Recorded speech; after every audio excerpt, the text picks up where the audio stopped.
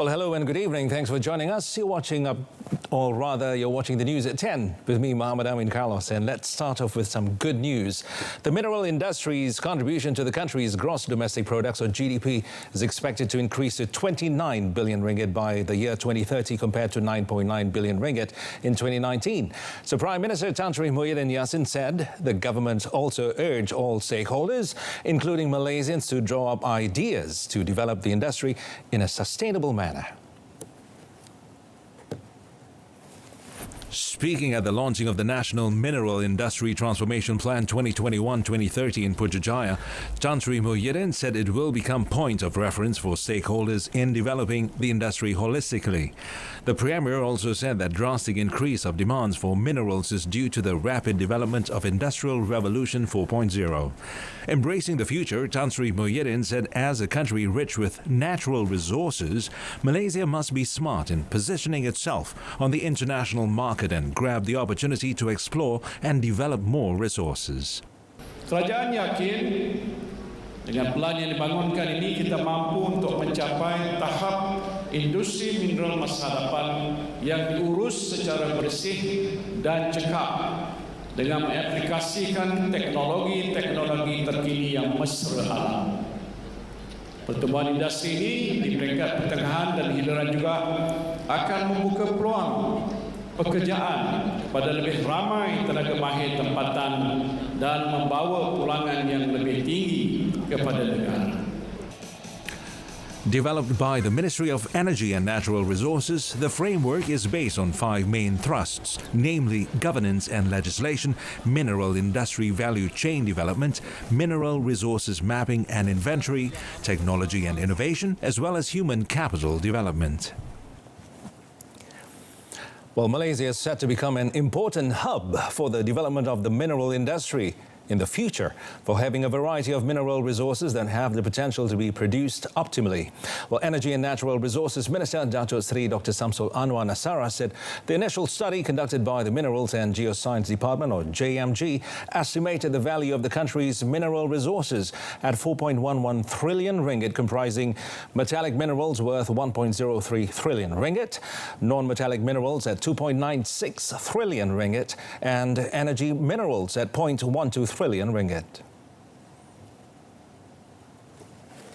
Explaining further, Datuk Seri Dr. Samsul Anwar said the attention to the principles of accountability and sustainability in conducting mining activities, exploration, processing and production of mineral-based products would be the ministry's main agenda, so that it would give a direct impact on the people and avoid negative impact on the environment, biodiversity and forests. The ministry was allocated 87.2 million ringgit to carry out works related to the development of the country's mineral industry under the 12 Malaysia Plan's development expenditure for JMG. Ia merangkumi aktiviti-aktiviti seperti penilaian sumber mineral negara, pembangunan sistem pemantauan bersepadu, lombong dan kuari, penahurafan kemampanan industri pelombongan, dan pengkuarian menggunakan kaedah Sustainable Development Indicator SDI dan inovasi serta perkomersialan produk mineral negara. In conjunction with the launching of the framework, 2 memorandums of understanding, the MOUs, were signed between JMG and Ranhill Berhad and between JMG and the Malaysian Chamber of Mines to collaborate in the development of the country's mineral industry. Datuk Seri Dr. Samsul Anwar said the collaboration was to further develop the mineral industry more efficiently and effectively, as well as to give importance to the sustainable mining aspect. Well, the supply of fresh chicken is guaranteed to be sufficient until after the Aidilfitri celebration. Domestic Trade and Consumer Affairs Minister Datuk Seri Alexander Nantalingi said that his ministry had held discussions with several large-scale poultry producers and they had given assurances of adequate supply.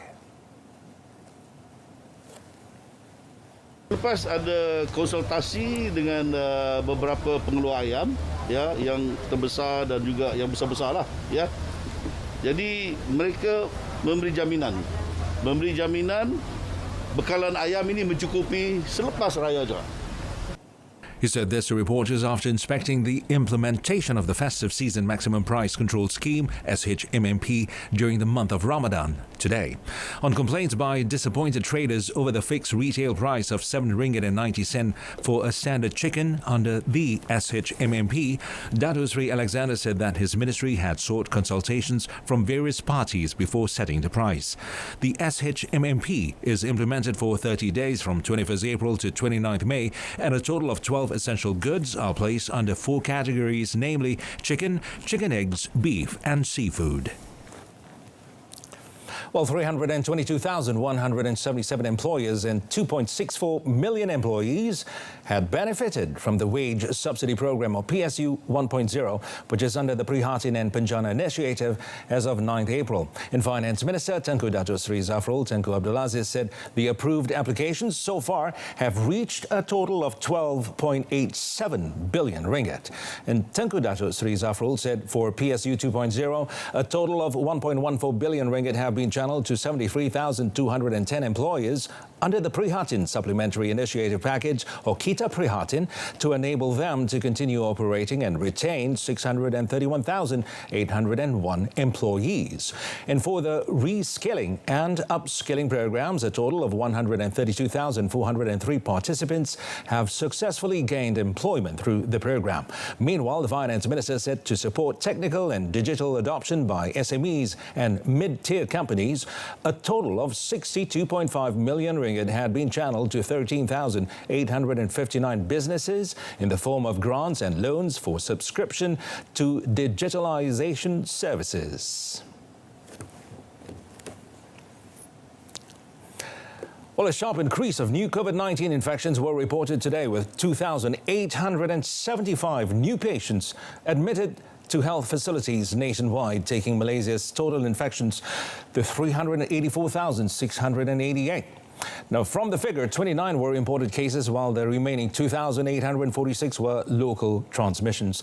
Now, Kelantan reported the highest number of new cases, with 662, followed by Selangor with 633, Sarawak 474, Kuala Lumpur 332.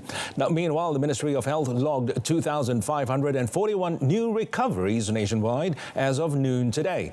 Malaysia's active cases currently stands at 22,014, with 248 patients are currently receiving treatment in ICU, while 115 others requiring ventilator support. Well, 7 new deaths were reported as of noon today, involving 6 Malaysians and a foreigner, bringing the country's death toll to 1,407. Meanwhile, 13 new clusters emerged in the last 24 hours, involving workplaces, communities, education institutes and religious. And 4 clusters were declared as inactive, leaving 352 active clusters in the country as of noon today. Well, the government has given assurance to continue providing room to media in reporting news within the existing law under the Federal Constitution.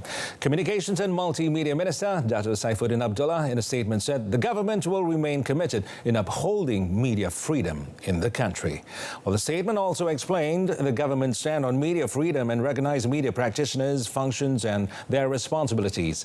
The Communications and Multimedia Ministry, KKMM, is also well aware about the 2021 World Press Freedom Index released by Reporters Without Borders on 17 April, where Malaysia ranked 119th. Dato Saifuddin reiterated that preventing the spread of fake news is not the same as restricting press freedom. The minister also said that in the 21st century information technology era, the media not only has the role of disseminating transparent information, but also protects the people from the spread of false information that can threaten the stability and harmony of the country. Well, the statement also mentioned the enforcement of the Emergency for Essential Powers No. 2 Ordinance 2021 from 12 March was specifically to address false information related to COVID-19 and the emergency proclamation.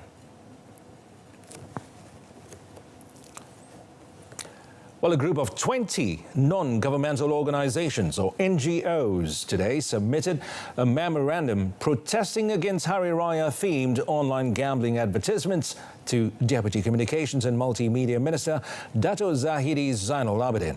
The memorandum asks the government to take action against operators of illegal gambling. The memorandum was handed over by Malaysian Muslim Consumers Association PPIM chief activist Dato Nazim Johan to Dato Zahidi in his office at Angkasa Puri. Commenting on the issue, Dato Zahidi reminded artists to look through contents and objectives of a program to avoid any future issues. Saya ni begini. Kadang-kadang tu pelakon-pelakon dan orang yang terlibat dengan konten tu dia tak tahu ni untuk iklan judi. Kan? Sebab yang menyanyi tu orang lain. Kita nak cari orang menyanyi tu datang orang yang silam main judi kepada sini, tuan-tuan dapat duit. Dia tak tahu. Alah sekali kan. Baru tahu. At the same location, Yayasan Pembangunan Buku Negara YPBN and Institute Kerjasama Islam Antarabangsa Malaysia IKIAM signed a memorandum of understanding as part of efforts to strengthen the writing and publication industry, including at the global level. The cooperation was to support efforts of the government and society to inculcate the reading and writing habit through internet technology and digital broadcasting. Well, the government today announced a special Aidilfitri aid of 500 ringgit for civil servants, which to be paid with their salary on the 6th of May. The Prime Minister's office in a statement today said that all government pensioners would also receive Aidilfitri aid of 250 ringgit. Now, the aid will benefit over 2 million civil servants and pensioners, and the government has agreed to give a special Aidilfitri aid of 500 ringgit to all civil servants on grade 56 and below, including those under a contract of service, a contract for service, daily part-time officers, and those appointed under My Step, and 250 ringgit to all government retirees. The statement said that the aid is given in appreciation of the contributions and sacrifices made by the civil servants in providing services to the people, especially when the country is dealing with challenging times. Well, it said the announcement on the special Aidilfitri aid was made earlier this year compared to the previous year, as the government was concerned in helping the civil servants and pensioners to make early preparations for Aidilfitri. It added the government also hopes the aid will help alleviate the financial burden of civil servants and pensioners, and that it would become the catalyst for them to continue providing their service with full dedication.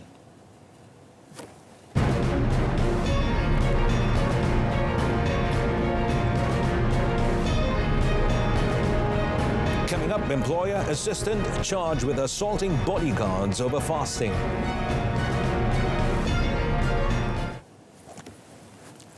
While police arrested a man and crippled an international drug trafficking syndicate after seizing drugs worth 6.5 million ringgit in 2 raids carried out from Monday until yesterday. Now, Bukit Aman Narcotics Criminal Investigation Department Director Dato Razaruddin Hussain said a 31-year-old man was detained near his car by a roadside in Permatang Pau at about 2 p.m. on Monday, following information and intelligence conducted since early April. He said police found 20 kilograms of shabu and heroin base weighing 26.9 kilograms worth 3.06 million ringgit in the suspect's car, believed to be for his clients in the area. And following an interrogation, police raided a house in a housing estate in Nebong Tebal at 11:30 a.m. yesterday and seized 92 packets of shabu weighing 95.6 kilograms worth 3.45 million ringgit. He said investigation found the house was rented by the syndicate to store drugs obtained from Thailand, which were then supplied to clients in Pulau Pinang and several other states. Packaging ni, apa yang kita dapati, packaging ini asalnya memang dari negara jiran. Dia dah packing begini bila sampai di Malaysia. Anggota sedikit yang lain, kita masih lagi mengesan dan kita tak lupalah. Memang kita tak lupa. Briefing reporters today, Dato Razaruddin said the shabu seized were packed in Chinese herbal tea packaging to dupe the authorities. Investigation also found the syndicate started their activities last month and even distributed the drugs abroad. Well, police also seized 3 cars, 2 motorcycles, wristwatches and cash altogether worth 65,000 ringgit. He said the investigation found that the suspect was a private sector employee with no previous criminal record and was among the important people in the syndicate. The man is now being remanded until 26 April to help in investigations under Section 39B of the Dangerous Drugs Act 1952. Well, 4 Negeri Sembilan Customs Department enforcement officers pleaded not guilty at the Sessions Court in Johor Bahru to 2 charges of releasing 2 seized containers containing cigarettes last year. Now, Muhammad Faizul Hidi Abdul Manan, aged 33, Nazril Mad Yusof, 41, Muhammad Zaufan Muhammad Yusof, 42, and Muhammad Najib Muhammad Robi, 34 years old, made their pleas in 2 proceedings in front of Judge Wan Muhammad Norish Amwan Yaakob and Judge Dato Ahmad Kamal Arifin Ismail. Well, both charges were related to releasing cigarettes in 2 containers that was properly seized. They were alleged to have committed the offences between 2:41 a.m. and 6:30 p.m. on 18th November 2020 at Pasir Gudang Port. They were charged under Section 136B of the Customs Act 1967, which is punishable under Section 136 subsection I of the same Act and read together with Section 34 of the Penal Code. Now, bail was set at 14,000 ringgit with 1 surety each, and mention was fixed on 20th June. Customs Department Deputy Public Prosecutor Khairul Nizam Abu Bakar appeared for the prosecution, while the accused were represented by counsel Muhammad Hamizi Muhammad Yusof and Ahmad Khairuddin Khalid.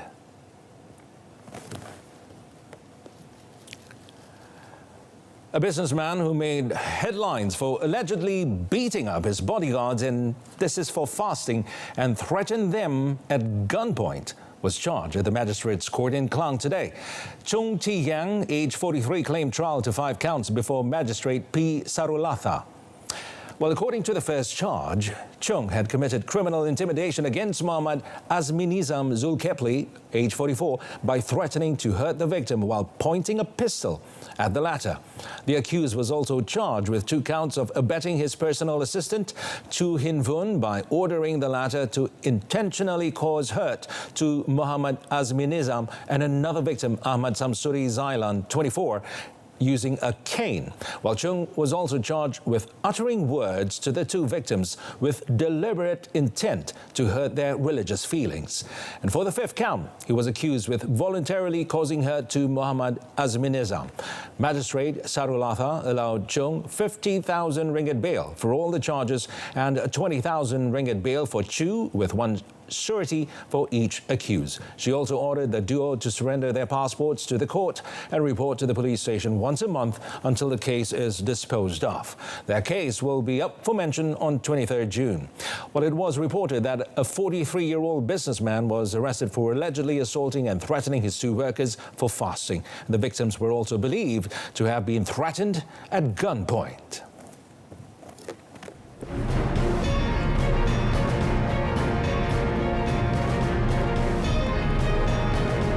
In our foreign segment, Indonesia continues search for missing submarine.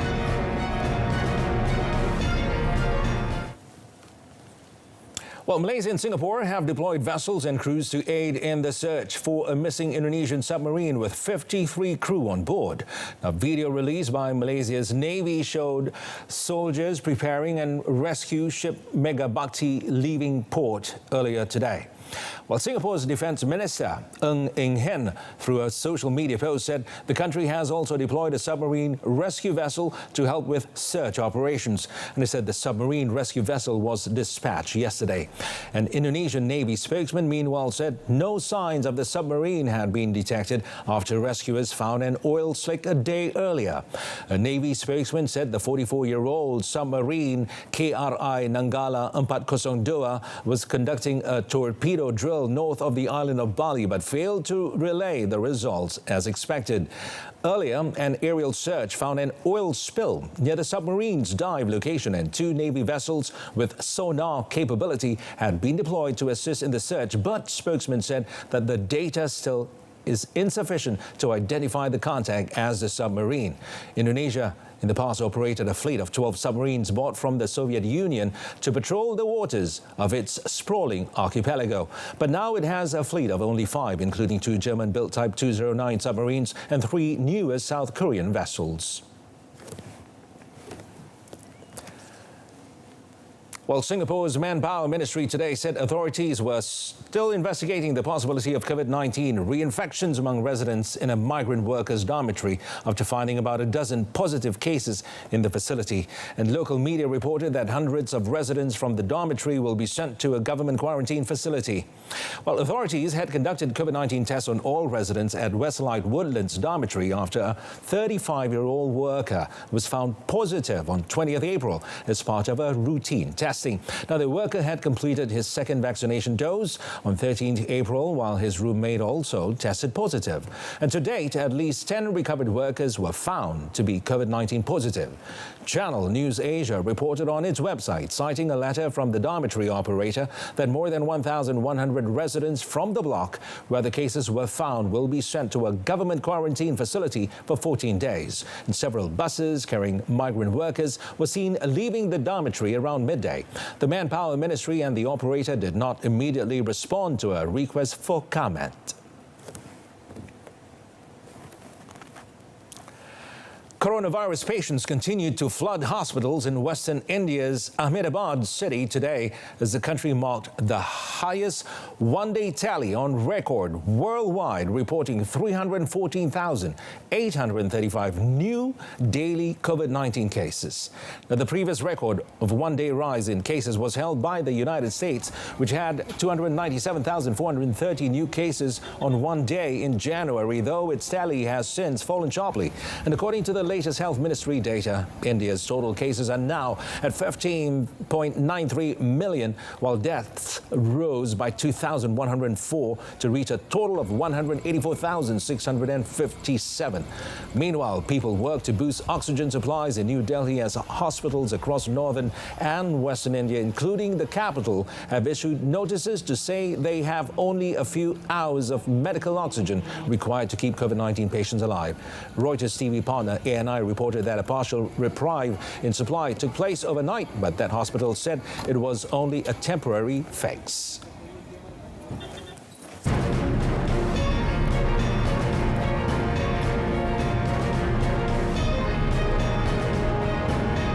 Coming up in sports, Man City zero in on Premier League title with win at Villa.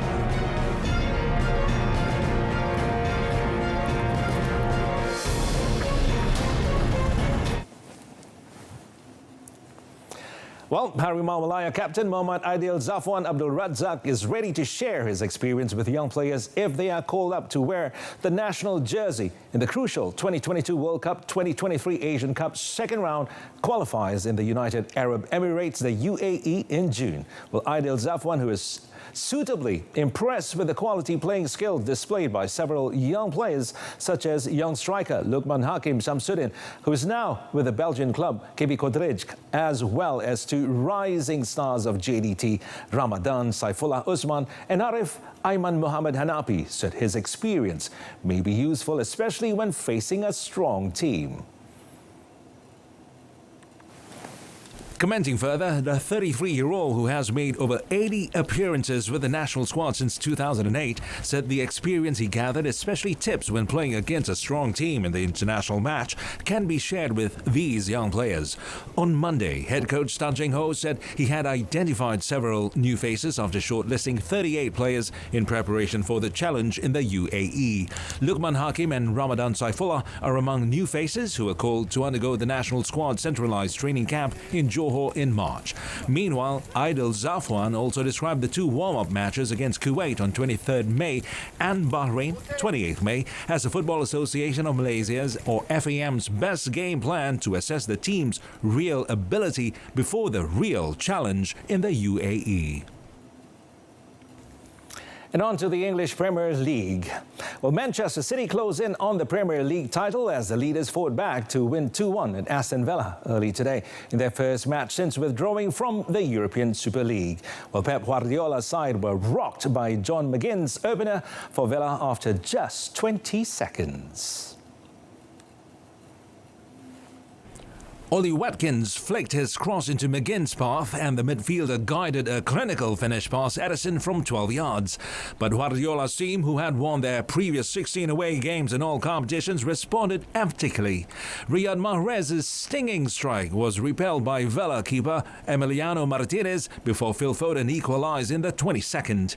While City's sustained pressure was rewarded in the 40th minute as Bernardo Silva dinked across towards Rodri and the Spaniard midfielder glanced his header over the out-of-position Martinez from close range.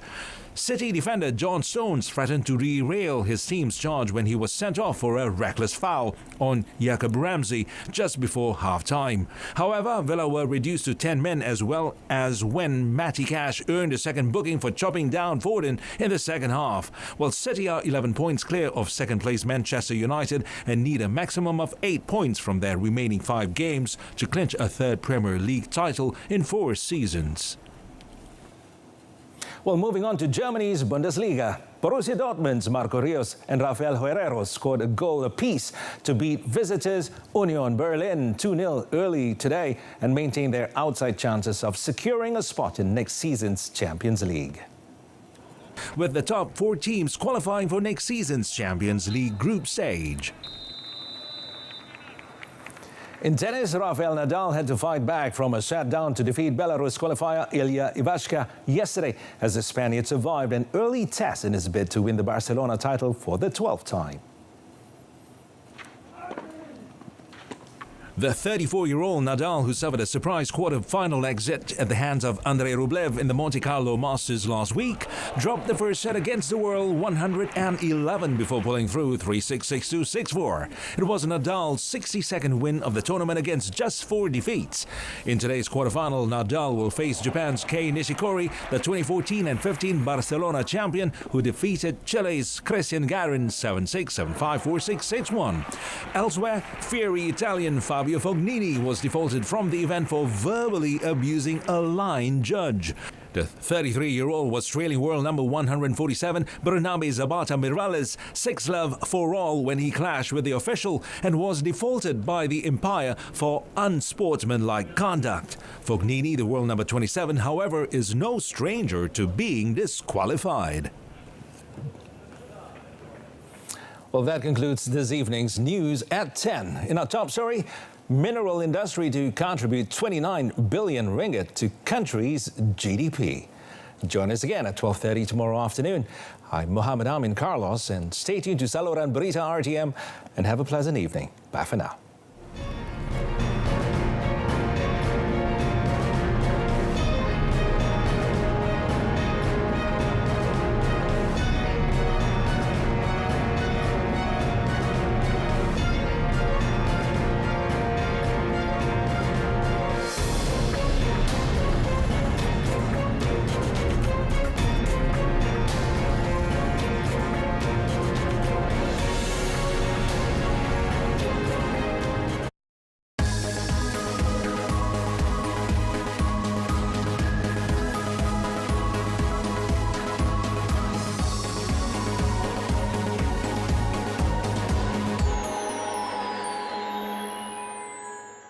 Manusia punya amalan ni kena ingat. Dalam hadis kata, amal seseorang hamba itu antara diterima